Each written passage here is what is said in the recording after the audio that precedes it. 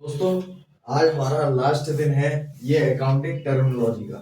तो इसमें हम कुछ ही छंद रह गए हैं जो हमें पढ़ने हैं। सबसे पहले हम इन्वेंट्री के बारे में पढ़ते हैं। इन्वेंट्री क्या होती है? जो कि अनसॉल्ड और अनयूज्ड गुड्स, गुड्स का मतलब जिससे सेल करा जा सकता है, ठीक है, वो बचा हुआ है एक पर्टिकुलर डेट पे। पर्टिकुलर कौन सी डेट है? 1 अप्रैल और 31 मार्च। 1 अप्रैल को क्या है, हमारा जो फाइनेंशियल ईयर है वो चालू होता है, यानी यहाँ से हमारा बिजनेस चालू होता है। ओपनिंग स्टॉक जो कि हमारा पहले का कुछ रहा होगा या फिर हमने नया करा होता तो ओपनिंग स्टॉक हमारा 0 होता। 31 मार्च में हमारा जो बचा वो अनयूज्ड है।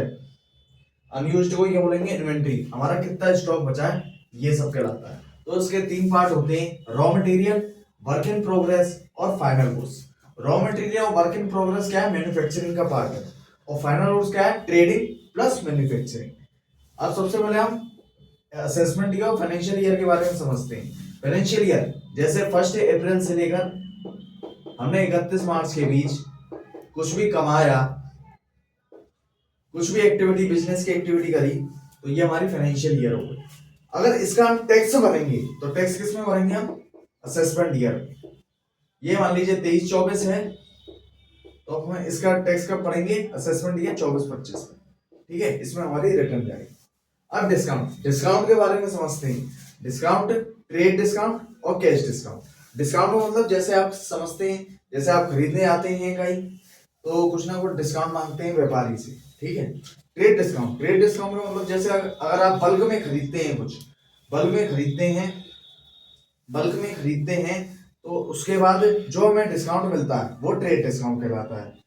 कैश डिस्काउंट समझना तो कैश के ऊपर, जो कि अर्ली पेमेंट, जब हमने करा तो हम कह रहे हैं कुछ पेमेंट हम दे देते हैं, आप उसमें भी डिस्काउंट कर दीजिए, तो व्यापारी खुद से कैश डिस्काउंट भी दे देता है अर्ली पेमेंट के थ्रू, ताकि कि बाद में उसे इंतजार नहीं करना पड़े, ठीक है। रिबेट, अगर ट्रेड डिस्काउंट और कैश डिस्काउंट के अलावा जो रिबेट, जो डिस्काउंट मिलता है उसे रिबेट कहते हैं। जैसे किसी में डिफेक्टिव पीस निकल गया, डिफेक्टिव पे क्या मिल जाएगी? रिबेट मिल जाएगी, ठीक है। अब बैड डेब्ट्स, बैड डेब्ट्स क्या होते हैं? पैसे मिल ही नहीं, मिले ही नहीं, पैसे मिले ही नहीं, उसे बैड डेब्ट्स कहते हैं। ये डेटर था हमारा जिससे हमें पैसे लेने थे, वो क्या हुआ? वो इंसॉल्वेंट हुआ, उसका दिवालिया निकल गया और वो कंगाल हो गया, उससे पैसे मिलने ही नहीं, ठीक है। इसका उल्टा होता है बैड डेब्ट से रिकवर। बैड डेब्ट से रिकवर्ड का मतलब आप क्या समझते हैं कि इससे पैसे जो हमारे डूब चुके थे, प्राप्ति हो गई, उसमें क्या हो गई? प्राप्ति, ठीक है दोस्तों। अब डेप्रिसिएशन, डेप्रिसिएशन क्या कहलाता है? Reduction in the value of fixed assets. Fixed assets क्या समझते हैं? Machinery, furniture, buildings.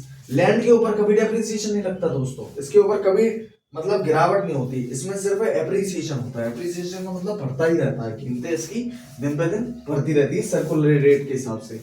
अब प्रॉफिट के 2 टाइप हैं दोस्तों, ग्रॉस प्रॉफिट और नेट प्रॉफिट। ग्रॉस प्रॉफिट क्या कहलाता है? रेवेन्यू, रेवेन्यू हमारी हो गई इनकम।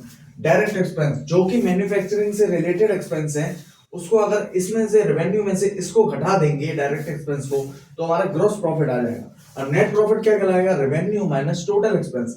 सारे एक्सपेंस जितने भी होते हैं, सैलरी, रेंट, वेजेस, परचेस, ये सब घटा देंगे तो हमारा आ जाएगा नेट प्रॉफिट। और तो एक टॉपिक रह गया था हमारा गुड्स। गुड्स का मतलब ये होता है वो जो हम माल खरीदते हैं रीसेल पर्पज से, जो हमारा काम ही उसका है। जैसे मान लीजिए हमारा मशीन का काम है तो मशीन के हम मशीनरी खरीदते हैं, मशीनरी हमारी क्या हो गई? एक माल हो गई, जिसे गुड्स बोलते हैं, ठीक है दोस्तों। धन्यवाद।